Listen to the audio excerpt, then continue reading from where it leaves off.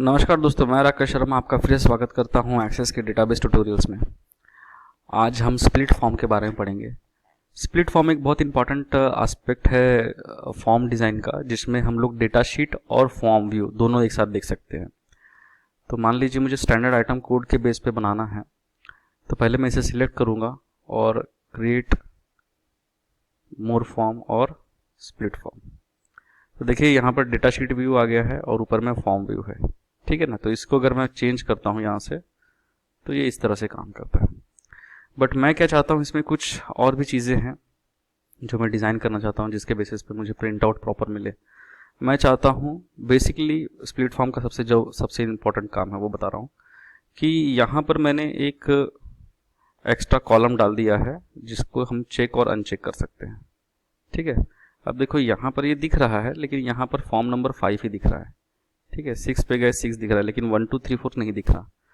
तो ये क्या काम आएगा, यहाँ पर फॉर्म में मैं बटन्स डाल पाऊंगा ताकि मैं ये 6 और 7 जो भी है वो एक साथ प्रिंट कर पाऊँ, जो कि अभी तक डेटा शीट व्यू में आपने देखा नहीं होगा, है ना। तो चलो हम लोग इसको डिज़ाइन करते हैं। पहले से स्प्लिट फॉर्म का तो आपको समझ ही गया है। अब मैं उस फंक्शन पे काम कर रहा हूँ जो कि मुझे एक साथ 3-4 आइटम्स को प्रिंटिंग करना है।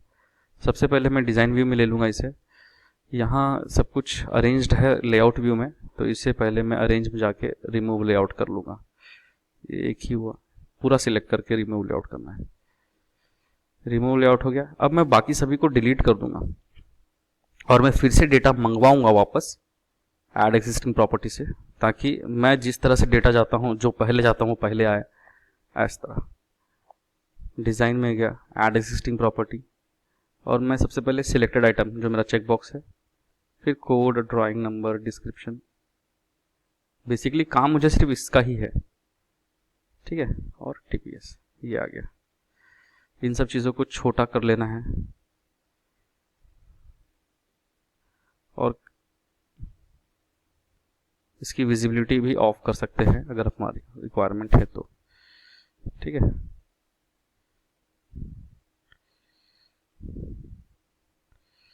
वैसे एडिटिंग करने में समय बहुत जाता है, ठीक है। तो ये सारी चीज़ें हम लोग एडिटिंग कर लेंगे। अब सबसे इंपॉर्टेंट क्या है कि मैं चाहता हूँ कि यहाँ पर कोई भी एडिट ना कर पाए। अभी एडिटेबल है ये, तो मैं इसे लॉक कर दूंगा पहले, सिर्फ सिलेक्टेड को छोड़ के, क्योंकि अगर वो एडिट नहीं हुआ तो फिर कैसे सिलेक्शन होगा।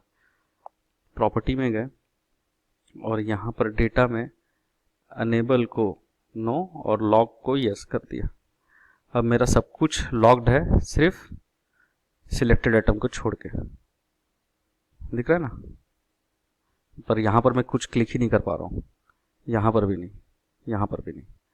ओके, मैं अचीव कर लिया हूँ जो मुझे चाहिए था। अब मुझे इसके बेस पे प्रिंटिंग चाहिए, ठीक है। डिज़ाइन व्यू, सबसे पहले मैं इसे छोटा कर लूँ,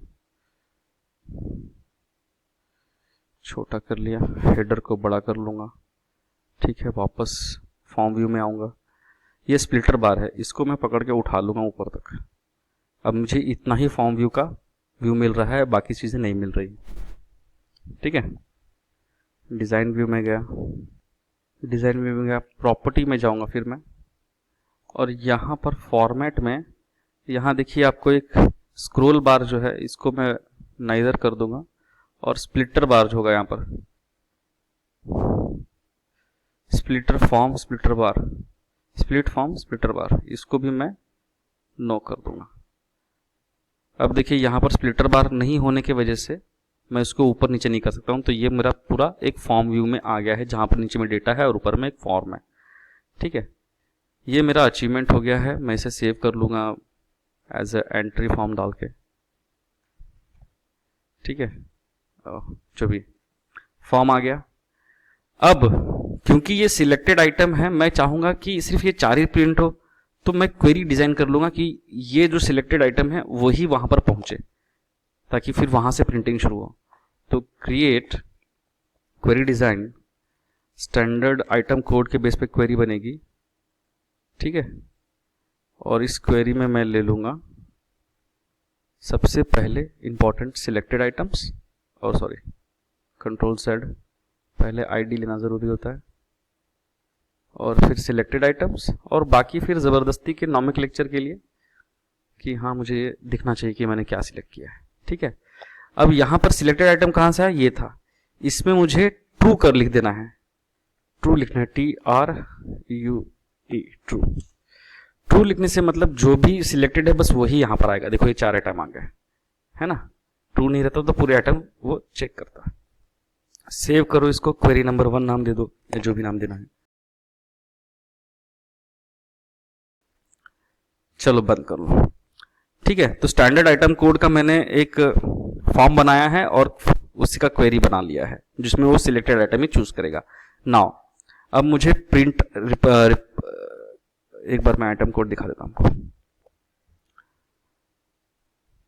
मुझे ये आइटम कोड पे मैंने कितनी बार उसे रेट भरा है वो पता चला, और इस पर्टिकुलर टाइम पे मैंने कितने लोगों से लड़ा था और रेट आया था वो मैंने यहां पर दिखा दिया है। यही मुझे एनालिसिस के लिए प्रिंट आउट में चाहिए। तो सबसे पहले मैं इसका एक रिपोर्ट बनाऊंगा और इसको सब रिपोर्ट बना के, इसका सब रिपोर्ट ये रहेगा और ये दोनों जो है इसका सब रिपोर्ट रहेगा जो कि क्वेरी के बेस पे है। तो पहले हम शुरुआत करते हैं आखिरी वाला रिपोर्ट बनाना, report design, property, data, record source क्या है उसका मुझे पता है, वो है रेफरेंस का कॉम्पिटिटिव रेट लिस्ट, है ना। ये है मेरा सबसे आखिरी वाला ऑप्शन। ठीक है, एड एग्जिस्टिंग प्रॉपर्टी, इसमें सब कुछ चाहिए मुझे। तो इसे मैं वापस सजा लेता हूं। इससे मुझे आईडीज प्रिंट आउट में नहीं दिखनी चाहिए, तो डेफिनेटली मैं इसकी विजिबिलिटी ऑफ कर दूंगा।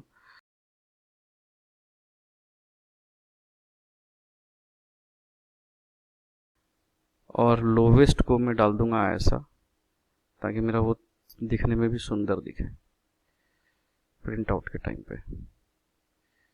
कॉम्पिटिटर के बारे में मैं यहाँ डाल दूंगा, कंट्रोल Z, और रेट जो उसने कोट किया था उसके इसके बारे में इंफॉर्मेशन एकदम बढ़िया टैबुलर फॉर्म में दिखना चाहिए, इसलिए ये सब मेहनत कर रहा हूँ। इसकी विजिबिलिटी तो ऑफ है। ठीक है, अब देखो कैसे दिख रहा है ना। L1 था, L1 ज़्यादा बड़ा ले लिया क्या मैंने, ये बहुत बड़ा ले लिया मैंने, इसको नहीं छोटा लेना था, इसको बड़ा लेना था। ठीक है, बराबर आ गया। अरे विजिबिलिटी ऑफ नहीं किया क्या,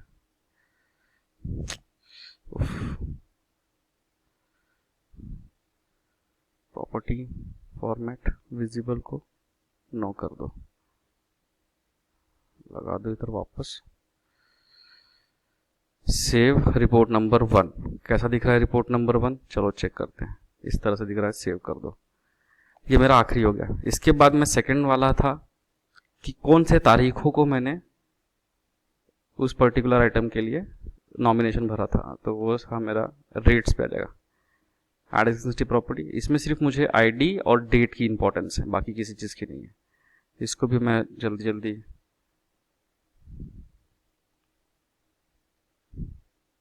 प्रॉपर्टी, इसकी विजिबिलिटी ऑफ कर दो, इसको एक कोने में फेंको, कोने में फेंको मतलब यहाँ, और इसको ओवरलैप भी रहा तो कोई फर्क नहीं पड़ता। इसे प्रॉपरली डिज़ाइन करो क्योंकि हमारा जो सब फॉर्म है इसी बेस पे आएगा। यहाँ से ले लो सब फॉर्म, सब रिपोर्ट, और ये सब रिपोर्ट कौन से बेसिस पे रहेगा, रिपोर्ट नंबर 1 पे। ठीक है, डिफाइन कॉम्पिटिटिव रेट का आईडी रेट लिस्ट के 2 से कनेक्टेड है। ठीक है, इसको प्रॉपरली चेक कर लो, जितनी जगह है उतनी ही दो।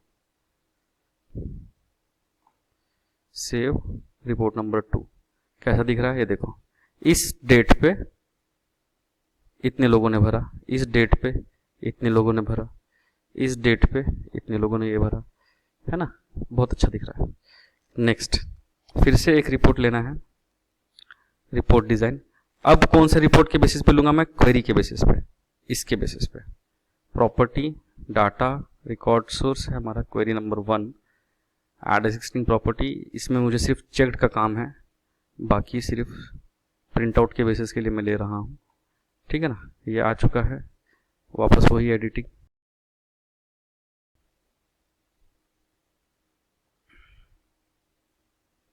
मुझे सिलेक्टेड जो मैंने ले लिया हो ये मुझे विजिबल होने की ज़रूरत नहीं है, विजिबल तो मुझे आइटम कोड्स होने की ज़रूरत है ना, तो मैं इसकी विजिबिलिटी भी ऑफ कर दूंगा। चल भाई तू अभी इधर हो जा। अब ये आइटम कोड जो है इसको बड़ा प्यार से जैसा भी मुझे लगाना है ये मैंने लगा लिया।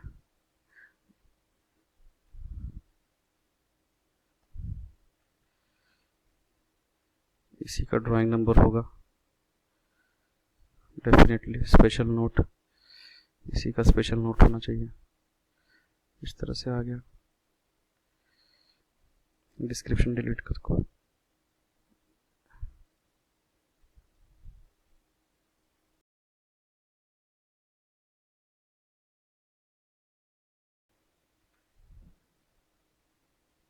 ठीक है, अब यहाँ पर मैं जाऊँगा, फिर से सब फॉर्म लूँगा।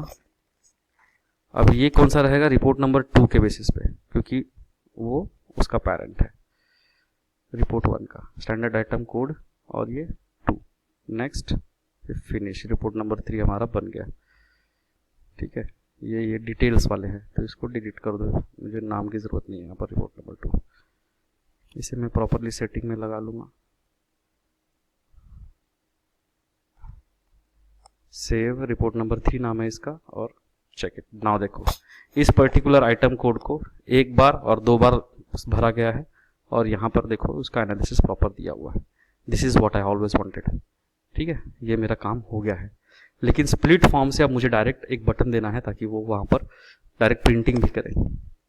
कहाँ है स्प्लिट फॉर्म, जहाँ पर ये है स्प्लिट फॉर्म है, इसको मैं डिज़ाइन व्यू में लूँगा अब, और यहाँ पर एक बटन दूंगा, उसको बोलूँगा रिपोर्ट ऑपरेशन करो, प्रिंट करो। कौन सा, रिपोर्ट नंबर 3 को प्रिंट करो आप, बाकी तो सब फॉर्म्स हैं। Next finish. ऐसा अब ये 4 आइटम सिलेक्टेड है, प्रिंट करता हूँ। ओके, पीडीएफ बना लिया मैंने इसका। ये देखो सिर्फ 4 ही आइटम प्रिंट हुए हैं। पीडीएफ में 3 पेज लिया है उसने प्रिंट करने के लिए 4 आइटम को, आप देख सकते हो। जो सिलेक्टेड है बस वही।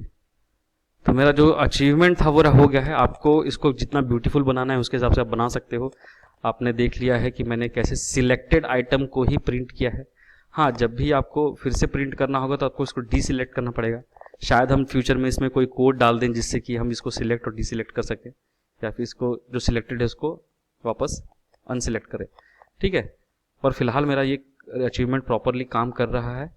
या फिर इसको मैं यहाँ से भी कर सकता हूँ कि भैया जो सिलेक्टेड है वो आइटम ऑटोमेटिक दिख जाएगा, उसको नील कर दूँ। ठीक है, तो आई होप आपको ये समझ में आएगा। अगर ये आपके डेटा बेस में काम नहीं कर रहा है या फिर आपके एक्सेस में काम नहीं कर रहा है, तो इसका 2 ही कारण हो सकता है। पहला, 2016 तक का ये फॉर्मेट है। अगर 2013 में अगर ये अचीवेबल नहीं है तो एक प्रॉब्लम हो सकती है। I didn't check in that, मुझे अभी रिक्वायरमेंट आया तो मैंने बना लिया। और दूसरा है कि अगर आपने अपना डेटा पहले से बहुत ख़राब किया रखा है, मतलब इसका लिंक प्रॉपर नहीं है या कुछ भी प्रॉपर नहीं है, कहीं ना कहीं वो फंसा हुआ है, इस वजह से वो प्रॉपरली नहीं दिख पा रहा है, तो ये एक और कारण हो सकता है। बट अगर सोबरिटी के साथ और प्रॉपरली एकदम जिस तरह से मैंने बनाया वैसा आपने बनाया होगा, जिसमें लिंक का प्रॉब्लम नहीं होगा, तो आपको ये रिजल्ट ज़रूर देगा वो। तो thank you so much for watching this. I hope to meet you next time. May God bless you all.